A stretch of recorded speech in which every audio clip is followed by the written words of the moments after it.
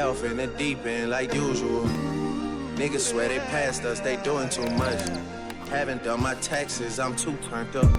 Virgil got a paddock on my wrist going nuts. Niggas caught me slipping once, okay, so what? Hey yo, what it do YouTube? It's your boy LT back with another video, and today, man, I got a banger for y'all, man. Today we'll be checking out Larry Bird almost made a player commit suicide. You almost offed yourself? What Larry do to you? So we're gonna find out today, man. If this is your first time seeing me on your screen or you're a return subscriber, make sure y'all hit that like button. Comment below what is the best 5 of all time that you can come up with in your head. And if you're new to the channel, man, go ahead and leave me a comment showing that you're new to the channel, and I'll make sure to give you a shout out in a later video, man. But I do appreciate you guys. Oh yeah, man, the goal this month is to try to reach 2,000 subscribers by the end of the year, man. So if y'all got friends or anybody that y'all want to show my content to, I really appreciate it. Let's get this stuff moving, man. I really want to say thank you guys who really do support me on this channel. It means a lot. But bro, we're gonna go ahead and get into this video and see what's going on. Hopefully it ain't too wild, bro. Hopefully it wasn't a fight or anything like that. That's what I don't want. But if it was, it was. Celtics Gaming, and today I'm back with another video. Now, yes, you read the title correctly. Today we're going to be talking about the time when Larry Bird almost made a player commit suicide. So the player we're specifically talking about is Jason Williams. No, it's not the Jason Williams that most of you guys are probably thinking of that played with the Kings and was basically a flashy passer and could do all the dribble moves. We're not talking about that one. We're talking about one that maybe you haven't even heard of. He played 9 years in the NBA with the Philadelphia 76ers and the New Jersey Nets and was an All-Star in 1998. So basically, this story is taken from an interview with Vice Sports, and I will leave a link to the interview down in the description. I recommend you guys go ahead and check it out. It's a really funny interview, and there's a lot of good basketball stories in there, so I would recommend you guys go ahead and check it out. I will leave a link in the description. Basically, I'm going to go ahead and tell you the story and let you listen to the interview clip. So we're talking about Jason Williams' second game in the NBA. He is a rookie, obviously, and they come into the game against the Boston Celtics, and Charles Barkley, obviously the All-Star, he comes in hungover. And Bird basically calls him out right away, and he laughs at Barkley for coming into the game hungover. So Bird starts lighting up Barkley, and he scores about 10 points on him. And Bird tells the coach to give him someone else to score on. So the coach puts Rick Mahorn on him, and Bird starts ripping him apart. So then the coach puts another player on him, and Bird starts ripping him apart, and he's basically just doing whatever he wants on the court. So Bird obviously known for... Hold on, whoa, we ain't gonna fly past that. That's a highlight reel. Look at that pass right there, Larry. What is that? Doing whatever he wants. What pass is that? Oh, so I didn't get to see it again. That's my fault. Look at that pass. Ripping him apart, and he's basically just over the doing shoulder. Whatever he wants on the court. So Bird, obviously known for his trash talking, just kept trash talking, and he told the coach he wants that.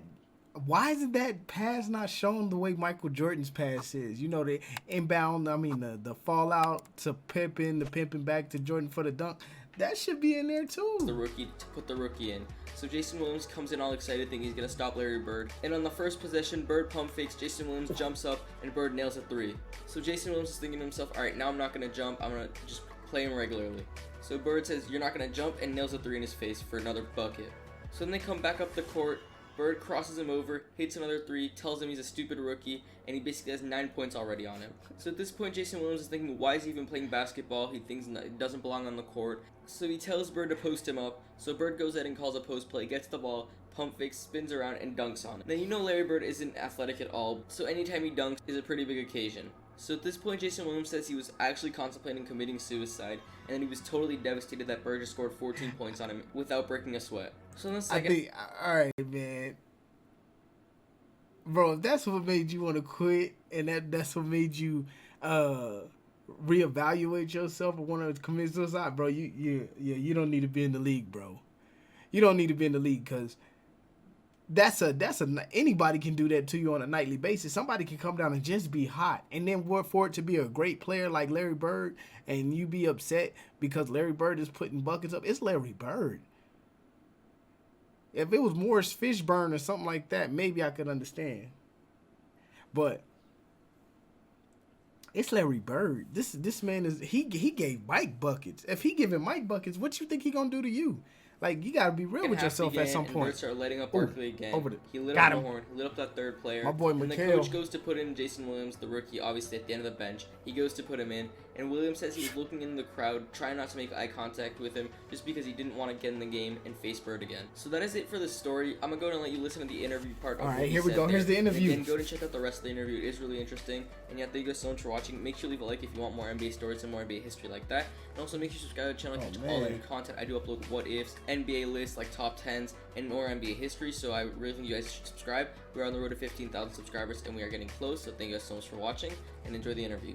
Peace. Then I got a chance to play against Larry Bird, and I knew everybody in Knickerbocker, all Irish, Catholic, Italians were going to be watching, all the brothers and black and brown people going to be watching on this side. I was like, all right, second game in the NBA. Here we go, baby, showtime. So I get there, and Charles Barkley comes to the game, hungover, you know? You could smell it on him. Boy smells like a sailor, man, like possum nuts, you know? So Larry Bird comes in the game, they started, and he goes, Charlie, you've been out all night, right? Take this with you. Boom, he starts lightening up Charles Barkley. Gives him about 10 points real quick. He smelled it on him. Smelled it on him, right? So then he be look over our coach, Jim Lionel, as he backpedaled back Larry Bird, and he goes, give me somebody else. So they put in Rick Mahorn, and he look at Rick and say, if you got a whole ass, you got to make 2 trips, boy. You can't check me. Why? Larry Bird just talked. Then he go, give me that guy over there, Armin Gillian. And Armin Gillian come in. And one thing about Armin, people thought when they passed the ball into the post with Armin Gillian, he wouldn't pass it back out. It's because they kept trading him so many times, and he was colorblind. That's why he held onto the ball. He didn't know what team he was on. That's true story. Right? So the whole time I'm going, Coach, put me in. Hold up. Who is this dude? Wait, who is this dude? Colorblind. That's why he held his talk. Then he go, give me that guy over there, Armin Gillian. And Armin Gillian. I feel like I gotta look him up, bro. That man said he been traded so much he was colorblind. He didn't know what team he was on. People thought when they passed the ball into the post with Armin Gillian, he wouldn't pass it back out. It's because they kept trading him so many times, and he was colorblind. That's why he held onto the ball. He didn't know what team he was on. That's true story. Right? So the whole time I'm going, Coach, put me in the game. Put me in, Coach. I want him. So he's lightening up Armin again, and he struts back like only Larry Bird can do. You know, he trotting back, he looks over at the bench, and he goes, hey, Coach, put the rookie in. I was like, yeah, put me in. You better not hope you don't put me in. And then Jimmy goes, Jay, go get him. And I go in, I go, yeah, what you want to do? Come on, baby, let's go. Let's get it on. And he gives me a pump fake, and I jump clear across his head. And when I come back down, he looks at me and goes, stupid rookie, boom, and hits a 3-pointer. So I'm like, oh, okay, that's one. He's Larry Bird. You know, and now the only thing that's going on my mind is all the white people in Knickerbocker watching this, right? So I'm like, okay, the next time I'm just going to play him this way. I'm not going to jump. And he's laughing. His third goes, you're not going to jump against the Birdman? Whap, hits another one. So 6 points in not 25 seconds. So I go, shit, now what do I do?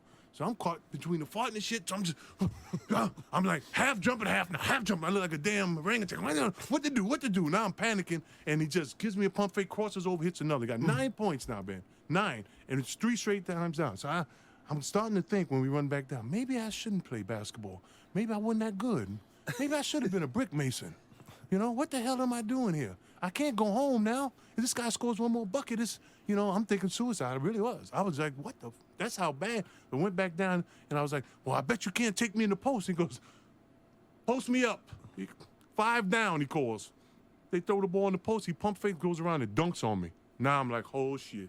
I got dunked on by a white man who's on the end of his career. Can never Larry go home Bird. again. It's a wrap now. The only thing on my mind. Julius felt. You got dunked on by a white man who is the greatest player. Probably, yeah, let's be honest. He's probably the greatest player in his generation, bro. And that's including Michael Jordan. At the time, Michael Jordan was still young and still learning.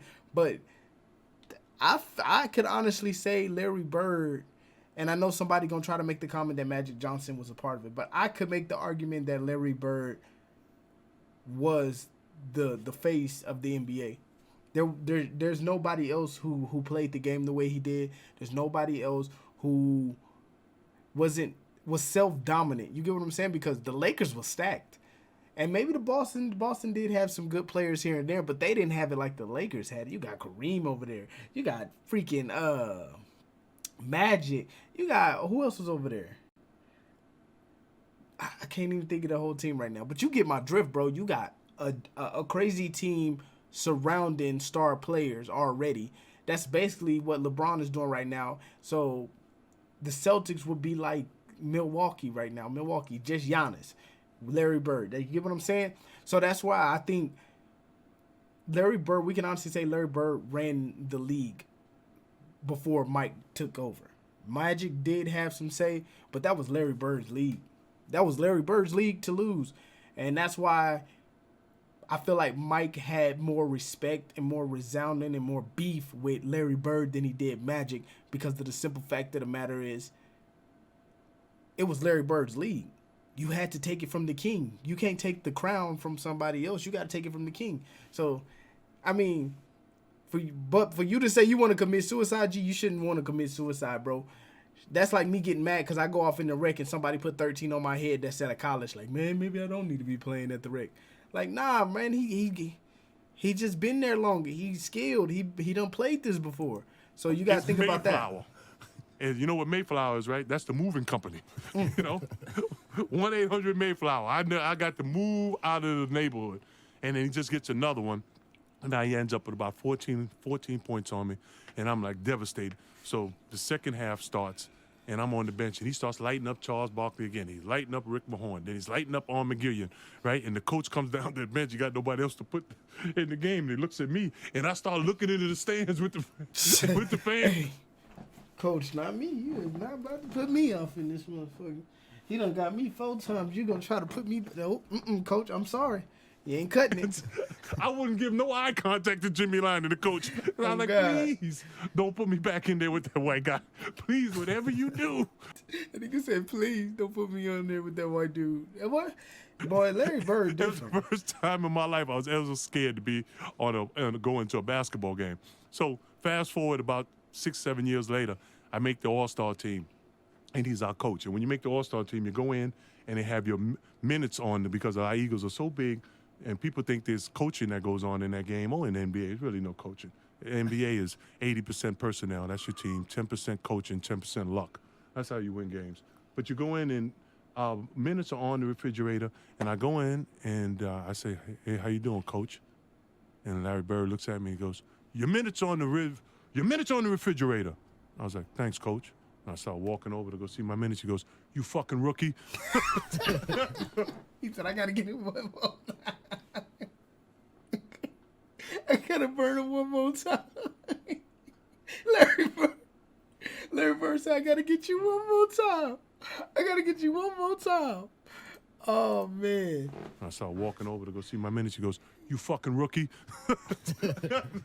So he remembered him lighting me up all those days. Oh, my God, man. All right, man, that was a good video. I would want to go in depth with that, man. I want to know. Dang, that's crazy. I wonder if there's some more crazy stories about Larry Bird, him making other players want to quit and stuff. I want to see that. That might be great to actually check out. So we might actually try to find some videos like that. But, man, this video, I feel like the story was good. I like when the stories really got some umph to it, and I like when you actually got like a video behind it or something like that. But this was great. So, man, if you guys did enjoy this video, make sure y'all leave a like, subscribe to the channel, turn your notifications on, and leave me a comment. But LT gonna go ahead and get up out of here. Peace.